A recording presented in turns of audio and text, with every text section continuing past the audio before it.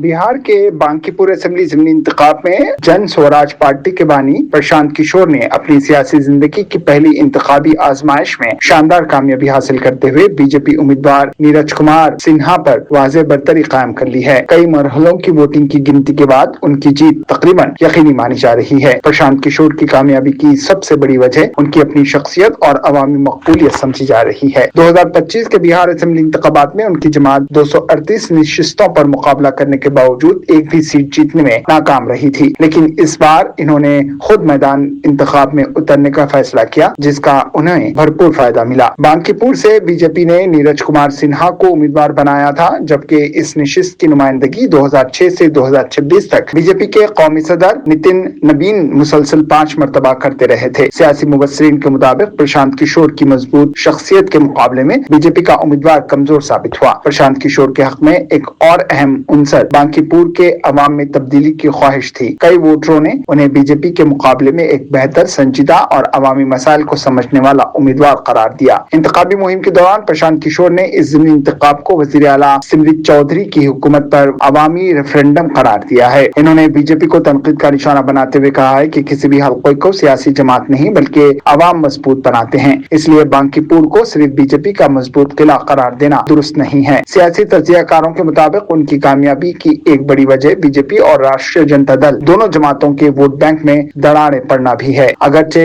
कायस्थ बरादरी बड़ी हद तक बीजेपी के साथ रही, लेकिन दिगर आला जातों और ओबीसी वोटरों का एक बड़ा हिस्सा प्रशांत किशोर की तरफ मायल हो गया। इसी तरह आरजेडी के रिवायती मुस्लिम और यादव वोट बैंक भी तकसीम देखी गई। कई मुस्लिम वोटरों ने इस ख्याल के तहत प्रशांत किशोर का साथ दिया कि वो बीजेपी को शिकस्त देने की ज्यादा सलाहियत रखते हैं। अपनी इंतखाबी मुहिम में प्रशांत किशोर ने जात पात और मजहबी सियासत के बजाय तालीम, रोजगार और अवामी सहूलतों जैसी बुनियादी मसाइल को तरजीह दी। दूसरी जानिब बीजेपी की इंतखाबी मुहिम ज्यादातर नितिन नबीन की बांकीपुर से जज्बाती ताल्लुक पर मरकूज रही और मुस्तकबिल के तरक्याती मंसूबों पर कम तवज्जो दी गई। प्रशांत किशोर ने इंतखाबी हिकमत अमली भी अपने हरीफों से बेहतर बनाई। इन्होंने बड़े जलसों के बजाय महल्ले सतह की नशिस्तों, घर घर राब्ते और आवाम से बरहरास्त मुलाकातों पर ज्यादा जोर दिया। इस हिकमत अमली के जरिए वो बीजेपी के रिवायती समाजी वोट बैंक में दरार डालने में कामयाब रहे, जबकि मुकामी बीजेपी यूनिट के अंदरूनी इख्तिलाफात का भी उन्हें भरपूर फायदा मिला है।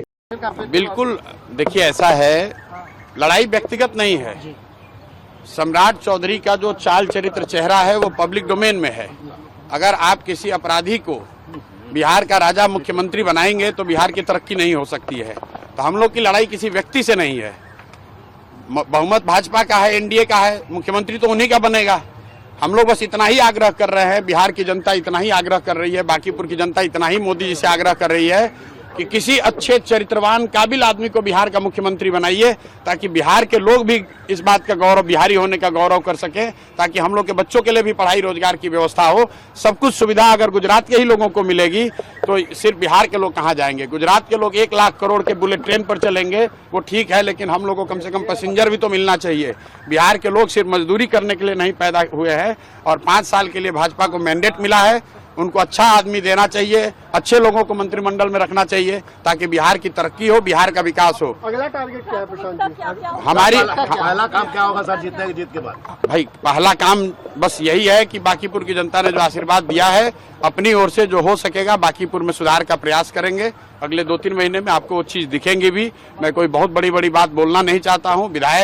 मेरे विधायक बनने से बांकीपुर बेंगलोर नहीं बनेगा, लेकिन यहाँ पर आपको कुछ सुधार होता अगले 2-3 महीने में दिखेगा। बड़ी बात यह है कि ये चुनाव बांकीपुर के नाली गली पर नहीं लड़ा गया है।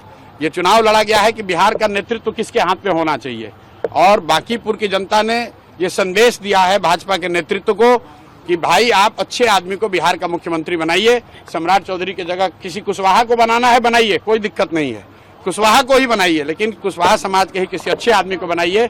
हर हालत में बिहार की तरक्की होनी चाहिए, बिहार का विकास होना चाहिए।